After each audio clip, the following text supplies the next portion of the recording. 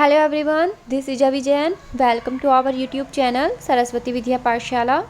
Friends, अगर आपने channel subscribe नहीं किया है तो चैनल को सब्सक्राइब करें और बेल आइकन को भी प्रेस करें, जिससे आपको लेटेस्ट वीडियोस के नोटिफिकेशन मिलते रहेंगे।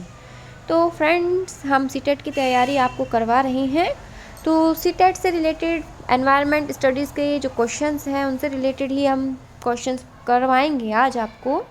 तो हमारा फर्स्ट क्वेश्चन है, a farmer wanted to separate the grains from the chaff, this can be achieve by the process called. तो हम हिंदी और इंग्लिश दोनों लैंग्वेज में करवा रहे हैं आपको।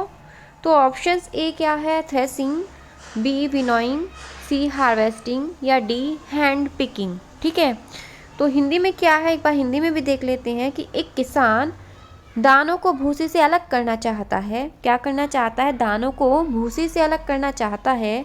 जिस प्रक्रिया से यह किया जा सकता है वो कहलाती है। ठीक है, तो थ्रेशिंग कहलाती है, निष्पावन कहलाती है, फसल की कटाई कहलाती है या हस्तचयन कहलाता है। ठीक है, तो ये क्वेश्चंस एग्जाम में आया हुआ है, 2011 में भी आया हुआ है और 2019 में भी इससे रिलेटेड क्वेश्चंस पुटअप किया गया था। तो ये क्वेश्चन बहुत इम्पोर्टेंट है। तो एक किसान है, वो दानों को भूसे से अलग करना चाह रहा है, तो इसको हम बोलेंगे निष्पावन, विनोइंग। ठीक है, तो इसका सही आंसर क्या होगा? इसका राइट आंसर होगा निष्पावन, जिसको हम इंग्लिश में बोलते हैं, ऊपर बताया गया था अभी ऑप्शंस में, विनोइंग। ठीक है, तो ये इसका सही आंसर है। नेक्स्ट क्वेश्चन नंबर 2, ये एन है, ए कैपिटल बनेगा। An egret bird is often seen on a buffalo's back, this is because the egret. तो ऑप्शन ए है, loves to sing while sitting on the buffalo's back, या rest after flying for a while, या feeds on parasites on the buffalo's back, या feeds on insect present in the grass. ठीक है, तो हमें इसके बारे में बताना है। तो अब एक बार हिंदी में देख लेते हैं कि भैंस की पीठ पर अक्सर बगुला पक्षी बैठा दिखाई देता है। ऐसा इसलिए होता है क्योंकि बगुला, ऑप्शन ए, भैंस की पीठ पर बैठकर गाना पसंद करता है, इसलिए वो भैंस की पीठ पर बैठा दिखाई देता है। क्या ये सही है? या फिर उड़ने के बाद थोड़ा आराम करता है, इसलिए वो भैंस की पीठ पर बैठ जाता है, या भैंस की पीठ पर वो परजीवी जीव खाता है, या घास में पाए जाने वाले कीट खाता है। तो इसका जो ऑप्शंस है वो कौन सा सही है? वो सही होगा थर्ड, भैंस की पीठ पर वो परजीवी जीव खाता है। Feeds on parasites on the buffalo's back. ठीक है, तो वो क्या करता है, पैरासाइट्स जो जीव होते हैं, परजीवी जीव होते हैं, उनको वो क्या करता है, भोजन बनाता है अपना, उनको वह खाता है। ठीक है, किसकी पीठ पर बैठकर? बफेलोज के पीठ पर, बफेलोज के बैक पर बैठकर। ठीक है, नेक्स्ट क्वेश्चन है, which one of the following pairs of life processes occurs both in plants and animals. ठीक है, तो इसके ऑप्शंस देखते हैं कि रिप्रोडक्शन एंड फूड मेकिंग, या रिप्रोडक्शन एंड जर्मिनेशन, या ग्रोथ एंड रिप्रोडक्शन, या ग्रोथ एंड फूड मेकिंग। अब हिंदी में देख लेते हैं कि निम्नलिखित में से जीवन प्रक्रियाओं का कौन सा युग्म पेड़ पौधों और जीव जंतुओं दोनों में मिलता है। क्या क्वेश्चन बताया गया है कि निम्नलिखित में से जीवन प्रक्रियाओं का, कौन सी प्रक्रियाओं का, जीवन प्रक्रियाओं का कौन सा युग्म जो पेड़ पौधों में भी मिले और जीव जंतुओं दोनों में मिले। तो ऐसा कौन सा युग्म है कि प्रजनन और भोजन बनाना, प्रजनन भी करना और भोजन बनाना, ये है, या प्रजनन और अंकुरन करना, ये है, या वृद्धि और प्रजनन करना, या वृद्धि और भोजन बनाना। तो जीवन प्रक्रियाओं का भाई कौन सा प्रजनन है जो जीव जंतुओं में भी मिले और पेड़ पौधों में भी मिले? तो वो होगा वृद्धि और प्रजनन। भाई पेड़ पौधे वृद्धि भी करते हैं और पेड़ पौधे प्रजनन भी करते हैं, तो ऐसे ही जीव जंतु भी क्या हैं, वृद्धि भी करते हैं और प्रजनन भी करते हैं। तो इसमें जो ऑप्शन सही है वो ऑप्शन थर्ड है, ग्रोथ एंड रिप्रोडक्शन। ठीक है, नेक्स्ट क्वेश्चन देखते हैं।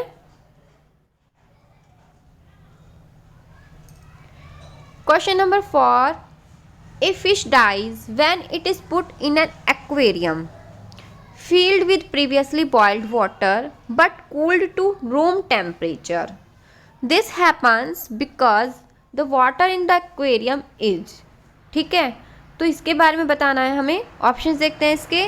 डेप्लीटेड in oxygen, unfit for drinking by fish, depleted in minerals या unfit for swimming by fish. ठीक है, हिंदी में देखते हैं अब इसको कि जब एक मछली को पहले से उबले लेकिन कमरे के तापमान पर ठंडे किए गए पानी से भरे एक्वेरियम में डाला जाता है तो वह मर जाती है। ऐसा इसलिए होता है क्योंकि एक्वेरियम का पानी ऑक्सीजन रहित है, या मछली द्वारा पीने के योग्य नहीं है, या खनिज रहित है, या मछली के तैरने योग्य नहीं है।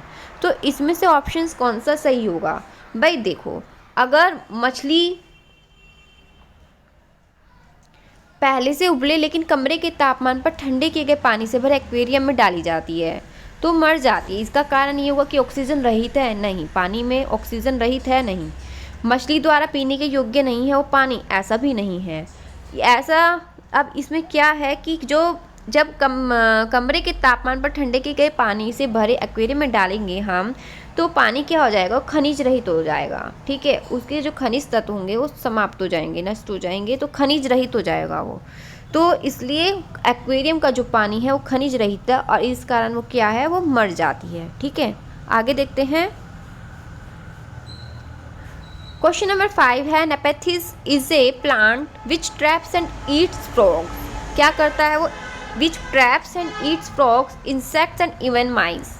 इन our country this plant is found in. तो इसका आंसर क्या होगा? ऑप्शन देखते हैं। अरुणाचल प्रदेश, मेघालय, असम या उड़ीसा। नेपेथिन्स एक ऐसा पौधा है जो मेंढकों, कीड़े मकोड़ों और चूहे जैसे छोटे जीवों को अपने अंदर फंसाकर खा जाता है। हमारे देश में यह पौधा पाया जाता है। तो फ्रेंड्स, इस पर भी एक वीडियो बनाया हुआ है सीटेट की, आप पहले वीडियोस देख लेना। तो ये क्वेश्चन उसी से लिया गया है, उसमें क्वेश्चंस उसमें मैंने डीपली बताया था। तो अब इसका आंसर क्या होगा? अरुणाचल प्रदेश या मेघालय या असम या उड़ीसा। तो फ्रेंड्स, इसका जो आंसर है वो मेघालय है, कि जो नेपेथिस पौधा है वो मेघालय में है, मेघालय में पाया जाता है। और ये मेंढक, कीड़े मकोड़ों और चूहे जैसे छोटे छोटे जीवों को अपने अंदर फंसा लेता है और खा जाता है उनको। ठीक है, तो इसका राइट आंसर है मेघालय। नेक्स्ट क्वेश्चन देखते हैं। Question number 6, growing the same crop over and using so many chemical makes the soil। कि growing the same crop over and over मतलब बार बार, and using so many chemical makes the soil। तो क्या हो गए? इसके options हैं कि fertile, bearing, useful for a special kind of crop या फिट फॉर इरिगेशंस।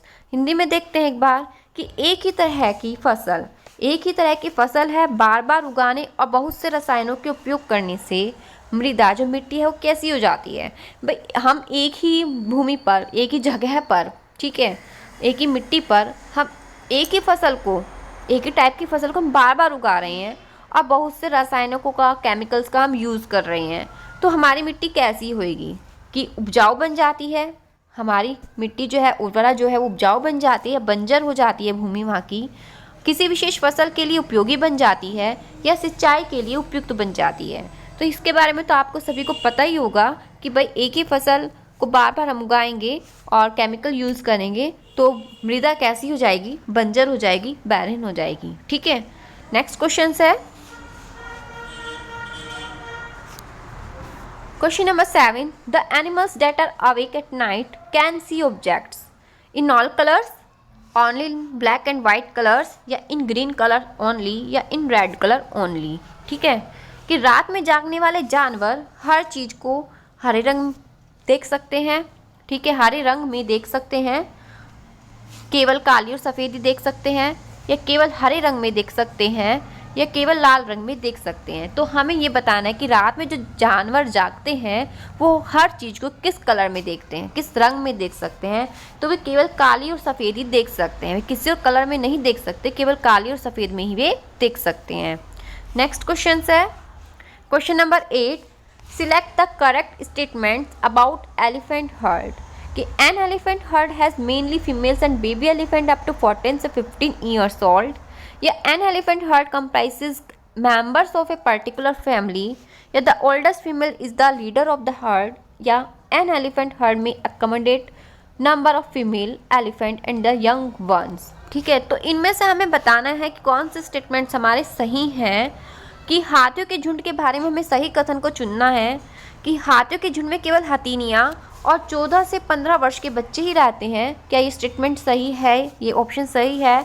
या हथीनियों के एक झुंड में किसी के परिवार के सदस्य होते हैं, या झुंड की सबसे बुजुर्ग हथीनी ही पूरे झुंड की नेता होती है, या एक झुंड में हथीनी और बच्चों की संख्या कितनी भी हो सकती है। तो हमें इस बारे में बताना है। ठीक है, तो इसमें क्या है कि एक बड़े हाथी में निम्नलिखित विशेषता पाई जाती है। हाथी के बारे में हम आपको बताते हैं कि एक बड़ा हाथी है तो उसमें निम्नलिखित विशेषता पाई जाती है, जैसे कि वह एक दिन में क्या करेगा, वो 100 किलोग्राम से ज़्यादा पत्ते खा जाता है। ठीक है, और झाड़ियाँ खा जाता है। और हाथी क्या है, बहुत कम आराम करता है, बहुत कम क्या करता है, वो आराम करता है। ठीक है, और क्या है भाई, 100 केजी क्या है, पत्ते और झाड़ रखा जाता है, बहुत कम आराम करता है। और एक बड़ा हाथी एक दिन में केवल 2 से 4 घंटे सोता है। एक बड़ा हाथी दिन में केवल 2 से 4 घंटे सोता है। ठीक है, और हाथी को पानी और कीचड़ से खेलना भी बहुत पसंद है, और इसकी वजह से उसके शरीर को बहुत ठंडक पहुंचती है और बहुत अच्छा लगता है।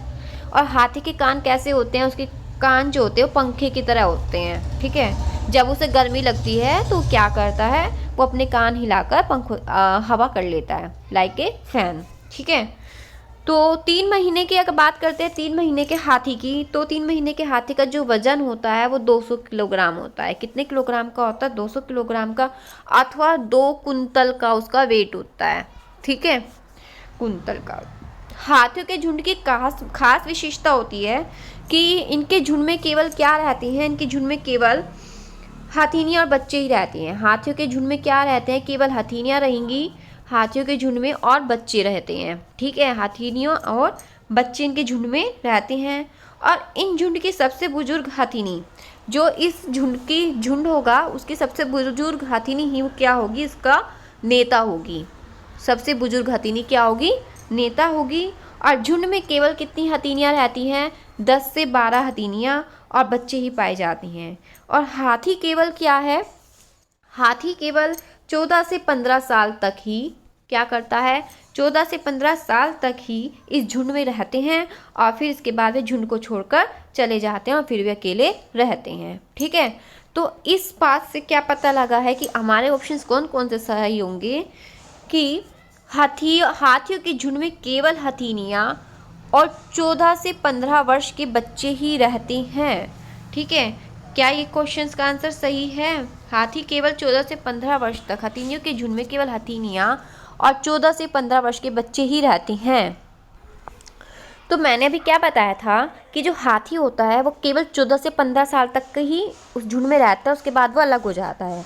तो हाथियों का झुंड है तो उसमें केवल हथीनियाँ, ठीक है, क्या रहती है, मैंने ये भी बताया था कि केवल हथीनियाँ और बच्चे रहते हैं। ठीक है, और 14 से 15 वर्ष के ही रहेंगे वे बच्चे। अगर हथीनियाँ हैं तो वो पूरे टाइम रहेंगे, मतलब फुल उसमें, लेकिन अगर वो हाथी है बच्चा तो वो 14 से 15 साल तक का ही रहता है। ठीक है, तो इसलिए फर्स्ट ऑप्शन सही हो गया एक। तो हथीनियों के झुंड में किसी एक ही परिवार के सदस्य होते हैं, ऐसा नहीं होता है।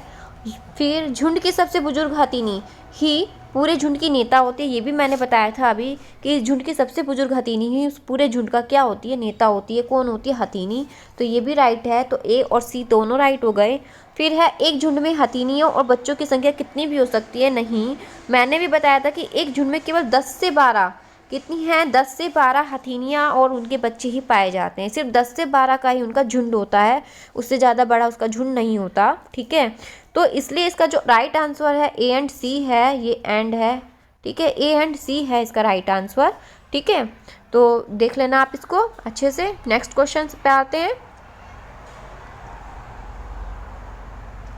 नेक्स्ट क्वेश्चन है हमारा,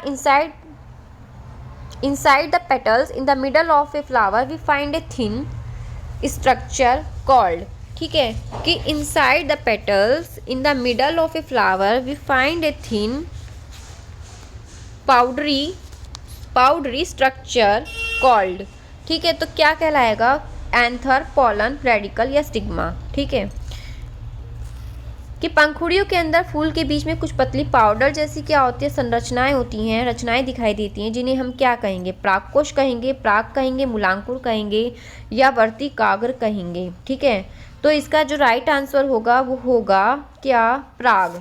ठीक है, तो पॉलन जो है वो पंखुड़ियों के अंदर फूल के बीच में कुछ पतली पाउडर जैसी रचना होती है, जिसको वो जो हमें दिखाई देती है उसको हम क्या बोलते हैं, पराग बोलते हैं। ठीक है, आगे देखते हैं। The birds move their neck very often because they can fly. The birds' eyes are fixed. The birds have small eyes. या their ears are covered with feathers. ठीक है, तो पक्षी अपनी गर्दन बहुत अधिक हिलाते हैं, इसका कारण क्या है, कि वे उड़ सकते हैं इसलिए वो अपनी गर्दन को हिलाते हैं, या पक्षियों की आंखों की पुतली घूम नहीं सकती इस कारण वे हिलाते हैं, या पक्षियों की आंख छोटी होती है इस कारण हिलाते हैं, या उनके कान पंखों से ढके होते हैं इस कारण हिलाते हैं। तो हमें इसके बारे में बताना है कि वे किस कारण हिलाते हैं। ठीक है, तो जो पक्षी होते हैं वो किस कारण हिलाते हैं, कि उनकी जब वे देखते हैं तो कुछ पक्षियों की गर्दन बहुत ज़्यादा हिलती है, अधिकतर पक्षियों की आंखों की पुतली घूम नहीं सकती। ठीक है, तो इस कारण वे क्या करते हैं, वे अपनी गर्दन को ही हिलाते हैं। ठीक है, बहुत अधिक। जब उनकी भाई आंखों की पुतली नहीं घूमेगी तो वो बैक का, पीछे का देखने के लिए क्या करेंगे, वो अपनी गर्दन को ही मूव करेंगे। ठीक है ना, तो अधिकतर पक्षी जो होते हैं वो अपनी गर्दन बहुत अधिक हिलाते हैं, क्योंकि उनकी आंखों की जो पुतली होती है वो घूम नहीं सकती, इसलिए वे अपनी गर्दन को घुमाकर ही आसपास की चीज़ों को देखते हैं। ठीक है, तो ये क्वेश्चंस, इसके बर्ड्स के बारे में मैंने एक वीडियो बनाया हुआ है अलग से, तो सारी बर्ड्स के बारे में बताया गया है, तो आप उस वीडियो को अच्छे से देखना। ठीक है, तो उसमें से क्वेश्चंस लिया है मैंने, तो अच्छे से देखना आप उसको। तो इसी प्रकार के क्वेश्चंस जो है सीटेट में पूछे जाते हैं, बार बार ही क्वेश्चन मोस्टली रिपीट भी होते हैं। ठीक है, तो फ्रेंड्स आप इन क्वेश्चंस को बहुत अच्छे से देखना, और किसी को कुछ पूछना है तो आप कमेंट्स बॉक्स में भी पूछ सकते हैं, और व्हाट्सअप या टेलीग्राम पर भी आप पूछ सकते हैं। ठीक है, वीडियो अगर अच्छा लगा है तो वीडियो को लाइक कीजिए, शेयर कीजिए, और मेरे चैनल को सब्सक्राइब करना बिल्कुल भी ना भूलें।